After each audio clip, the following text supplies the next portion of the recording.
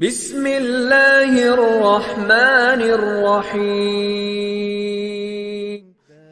وقت خام مسالے کی مانند ہے، اس سے جو چاہو بنا لو۔ استقلال دولت کی کنجی اور کفایت شعری اس کا تالا ہے۔ جو شخص بروں کی صحبت میں بیٹھتا ہے اس پر تہمت ضرور لگائی جاتی ہے، چاہے وہ ان کی سیرت اختیار کرے یا نہ کرے۔ اپنے آپ کو بہتر سمجھ لینا جہالت ہے، بلکہ ہر شخص کو اپنے سے بہتر سمجھنا چاہیے۔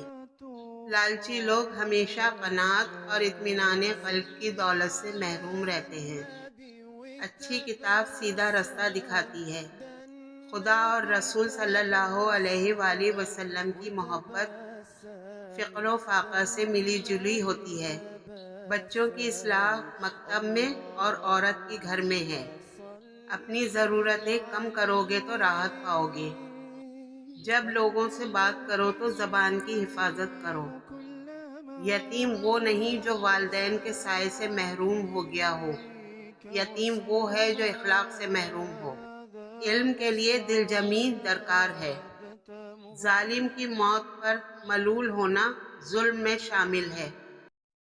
3 چیزوں سے دوستی باعث نقصان ہے: نفس، زندگی اور مال۔ سچے شخص کی علامت یہ ہے کہ لوگوں کے ساتھ میل جول رکھے لیکن دل میں اکیلا ہو، صرف اللہ تعالیٰ اس کے ساتھ ہو۔ 3 چیزیں انسان کو تباہ کر دیتی ہیں: حرص، حسد اور غم۔ تیرے سب سے بڑے دشمن تیرے برے دوست ہیں۔ علم ایک ایسا پھول ہے جو جتنا زیادہ کھلتا ہے اتنا ہی زیادہ خوشبو دیتا ہے۔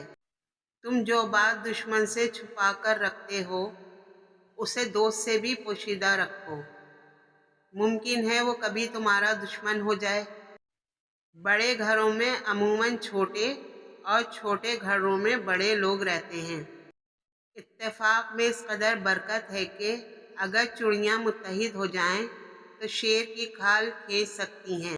سعادت مند وہ ہے جو اپنے نفس کی نگرانی کرے۔ مصلحت آمیز جھوٹ فتنہ انگیز سچائی سے بہتر ہے۔ غصے کو میٹھے بول رفع کر دیتے ہیں۔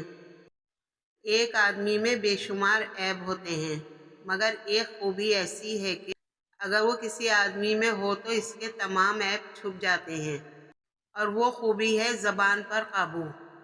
نیکی اس کے نصیب میں آئی جس نے اپنی خواہشات کو چھوڑا، اور محروم وہی ہے جس نے دنیا کے مقابلے میں آخرت سے منہ موڑا۔